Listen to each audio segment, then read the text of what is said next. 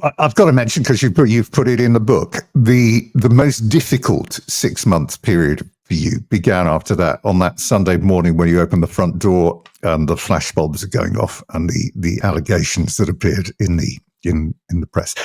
Knowing what we know now about the way in which the tabloid press used to go about acquiring stories, have you ever thought in the years that have gone by that you could revisit that to right an obvious wrong that had been done?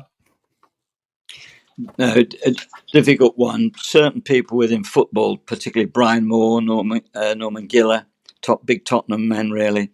And they said, football's your life, you've got to get on with it. I remember later on, various people, and I can name 2 people who were never, ever named, who took out injunctions. But there was a couple of people, footballers, I think Ferdinand and Giggs took out injunctions.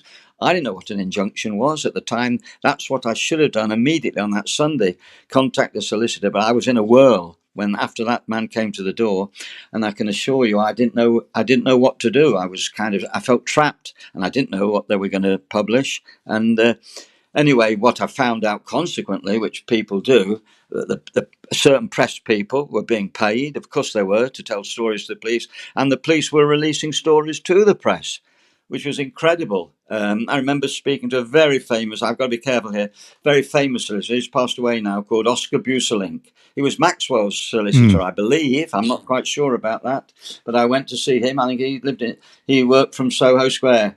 And I always also, which I haven't put in the book, there was a letter from a relation, evidently, whether it was a truthful letter, a relation of the girl that fabricated some stories which weren't true. They were complete lies. I never met the person.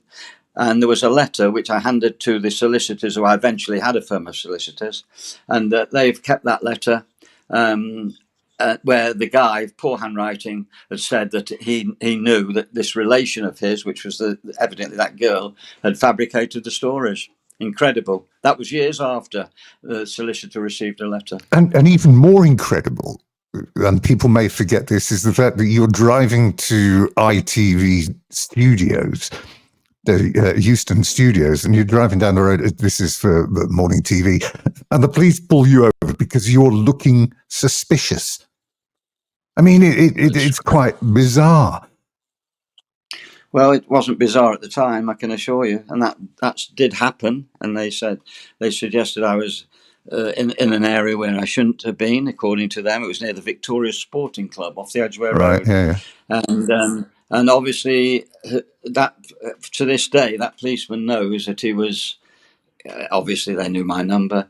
That he was not a liar, but he was.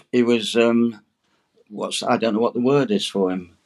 Trying to justify his role. I don't know, but he certainly put my number back to the powerhouse in, I think it was in Paddington. October 1987, it was against Arsenal, and Scholars on the phone, and this is the end of it.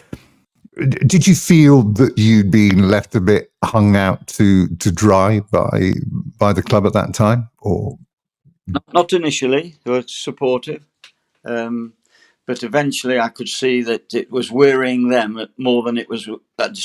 Nearly as much as it was wearying me. And in that period, I certainly lost some self-esteem, some confidence. People would suggest things, maybe, no smoke without fire, that type of thing. And it got more difficult, and it got so difficult I felt I couldn't maintain the position that I was in without it becoming even more. It was very uncomfortable.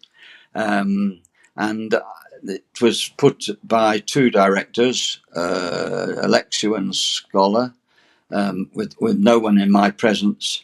And basically, when I look back on it, must have been I felt so weak body wise, and I just wanted the whole thing finished.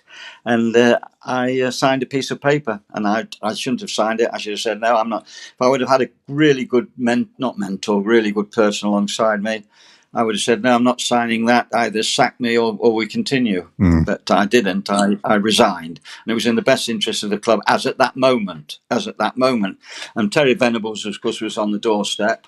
And I knew they'd met him previously. I was told they'd met him previously by a man called Bob Driscoll of the Star. I remember him coming to see me. Said, they're speaking to Venables. This was before I left. They'd been speaking to Terry. And Terry took over and didn't do very well. He had a very poor season. And his saving grace before he fell out with the powers that be, Scholar particularly. And then he had a problem with Sugar, didn't he, when Sugar came in. But I think after the cup final, which they won in 91, I think Terry took over at the time. And I remember Scholar saying to me, I was doing a commentary on the final. They won the final, and Scholar said to me, always remember he had that black and white scarf on, and he said to me, it looks as though I've been beaten or I've lost and Terry took over. He'd knocked Scholar off his perch.